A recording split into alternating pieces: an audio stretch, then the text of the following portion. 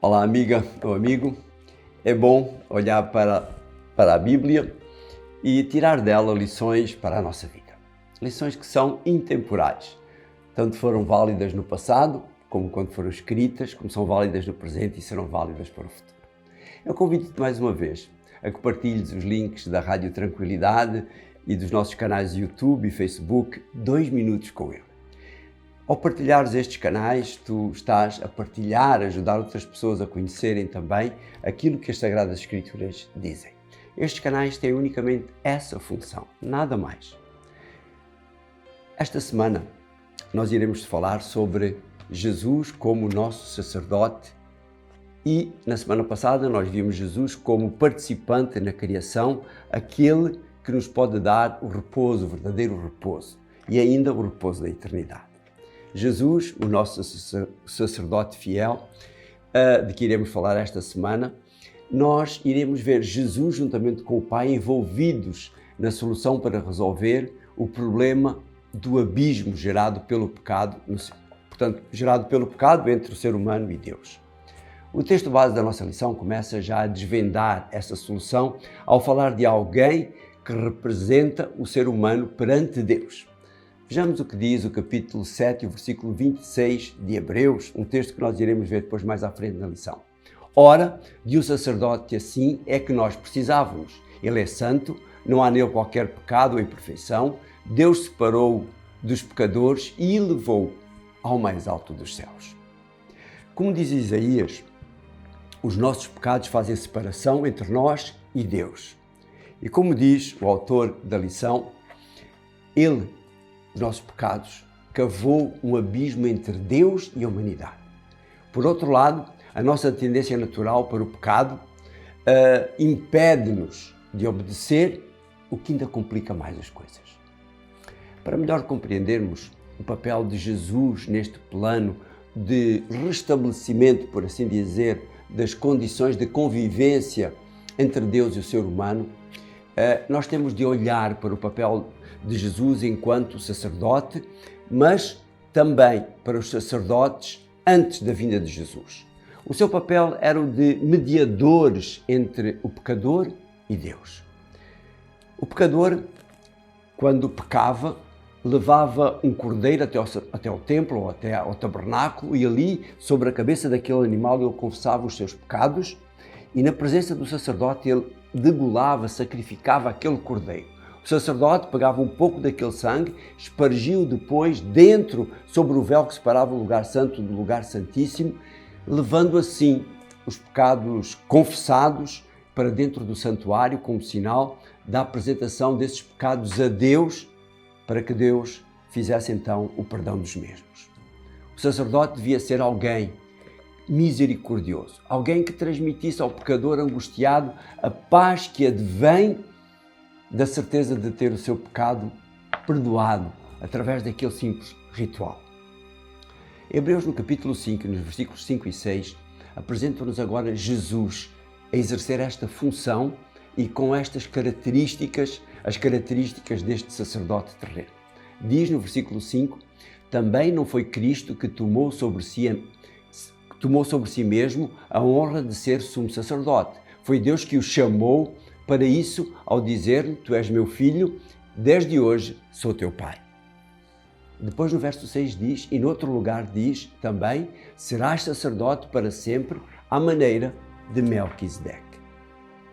Entre outras, há duas características que diferenciam Jesus dos sacerdotes descendentes da tribo de Levi, ou os levitas.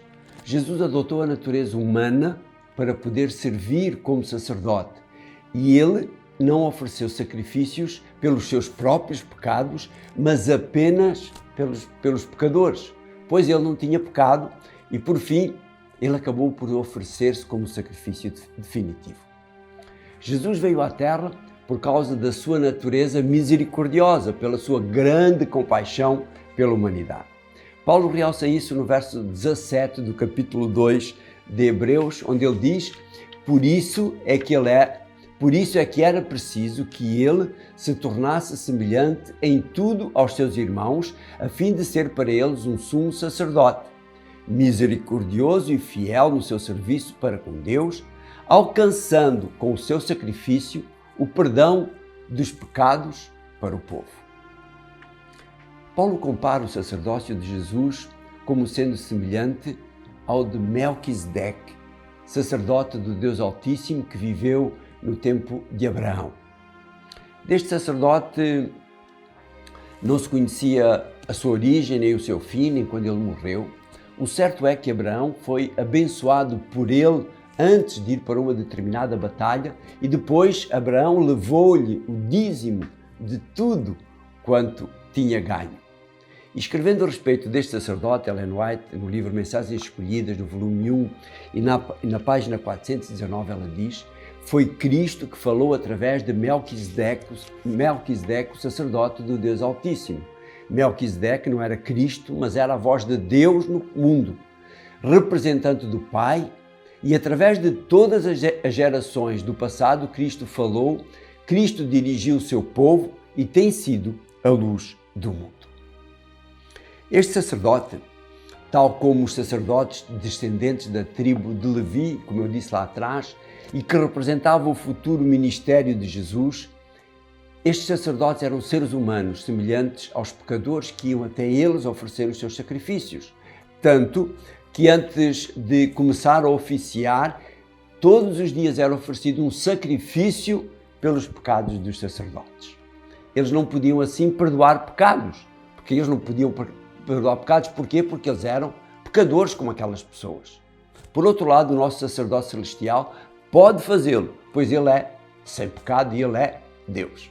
Paulo, no capítulo 7 e no versículo 11, diz assim: foi com o sacerdócio levítico que o povo de Israel recebeu a lei. Ora, se a perfeição se consegue por meio do ministério sacerdotal dos levitas, não seria preciso aparecer um sacerdote de outra ordem à maneira de Melquisedeque e não de Arão.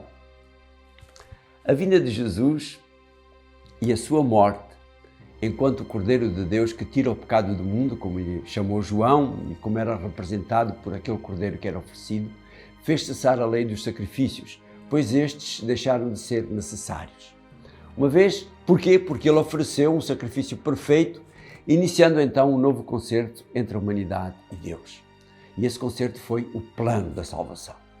Paulo realça isso no capítulo 17, no capítulo 10 e nos versículos 17 e 18, onde ele diz, e disse ainda: nunca mais me lembrarei dos seus pecados e maldades. Depois no versículo 18, ora, quando os pecados já estão perdoados, não se oferecem sacrifícios para os tirar. Por outro lado, ao ascender ao céu e iniciar o seu ministério sacerdotal, Jesus passou a interceder por nós a todo momento. Não era só em momentos específicos como acontecia ali. E é isso que diz o verso 25 do capítulo 7.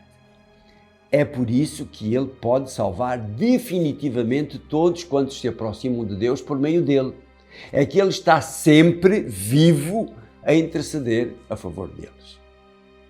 Por outro lado, o verso 26, o texto base da nossa lição, ele traz-nos diversas características deste sacerdote. Vamos ver estas características. Presta atenção. No capítulo 7 e no versículo 26. Ora, de um sacerdote assim é que nós precisávamos. Ele é santo, não há nele qualquer pecado ou imperfeição. Deus separou-o dos pecadores e elevou-o ao mais alto dos céus. Vejamos agora o porquê de cada uma destas 4 características que são aqui apresentadas. Jesus é considerado santo porque não havia falhas no seu relacionamento com Deus, como havia nos sacerdotes daquela altura. Jesus não teve qualquer pecado ou imperfeição. Jesus era imaculado, como dizem outras versões, se calhar a tua versão diz isso. Pois, apesar de ter sido tentado em tudo, ele não pecou. Terceiro, ele foi separado dos pecadores. Porquê? Porque ele ascendeu aos céus em comparação com os outros sacerdotes que viviam e morriam na terra. Ele ascendeu aos céus e sentou-se ao lado de Deus. E quarto, Jesus foi elevado ao mais alto dos céus, ou como diz o livro de Salmos, ao céu dos céus. pois foi exaltado acima de tudo o que existe, sendo um com Deus. Paulo vai buscar, como eu dizia há bocado, esta expressão ao livro de Salmos, onde diz que Deus é aquele que é exaltado sobre os céus. Este novo concerto inclui muito mais do que o simples perdão dos pecados. Implica aceitarmos a lei de Deus, a vontade de Deus, fazendo de cada pecador que aceita uma nova pessoa. Uma pessoa desejosa de viver uma vida de acordo com a vontade de Deus. E ainda mais, de dar conhecimento desse concerto a todos os outros seres humanos. Vê aquilo que diz os versículos 10 e 12 do capítulo 8. 10 a 12 do capítulo 8. Diz assim: esta é a aliança que eu farei com o povo de Israel quando vierem esses dias, diz o Senhor. Vou colocar as minhas leis nos seus pensamentos, vou escrevê-las nos seus corações. Eu serei o seu Deus e eles serão o meu povo.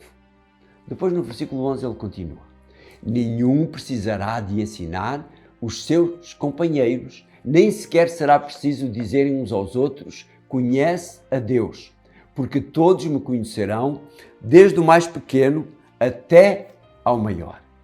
E depois no versículo 12: perdoarei as suas faltas com misericórdia e não me lembrarei dos seus pecados.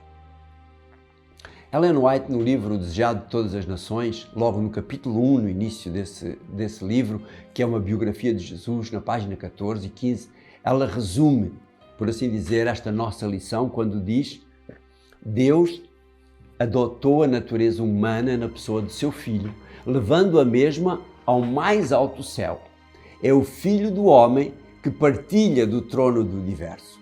É o Filho do homem cujo nome será Maravilhoso, Conselheiro, Pai da Eternidade, Príncipe da Paz, conforme Isaías. O Eu Sou é o mediador entre Deus e a humanidade. Em Cristo acham-se ligadas a família da terra e a do céu. Cristo glorificado é nosso irmão. O céu encontra-se abrigado na humanidade e esta está envolvida no seio do infinito amor. Prezado amigo, prezada amiga, cabe a cada um de nós aceitar este sacrifício, esse amor e essa mediação, tendo cada um de nós a responsabilidade de a dar a conhecer a todos aqueles que nos rodeiam. Querido Pai, obrigado por este sacerdócio do Teu Filho Jesus. Obrigado por Ele interceder por este amigo, por esta amiga, por mim, para que os meus pecados sejam perdoados e eu possa ter uma nova vida. E eu possa viver, como estudávamos na lição passada, o descanso ao Teu lado pela eternidade. Abençoa-nos e ajuda-nos a ter cada dia a certeza desse perdão, a certeza de que nos ajudas a reconhecer os nossos pecados e nos ajudas a mudar. Te agradecemos isto e pedimos no nome santo de Jesus. Amém. Foi bom ter estado contigo, foi bom ter partilhado esta lição contigo. E a semana que vem iremos partilhar outra lição. Jesus, a âncora da alma. Da mesma maneira que a âncora, uma coisa tão pequena, consegue segurar um grande navio, Jesus é a nossa âncora nos momentos de aflição, nas tormentas. Encontramos-nos aqui novamente para a semana para vermos este Jesus, a âncora da nossa alma. Um abraço e até lá.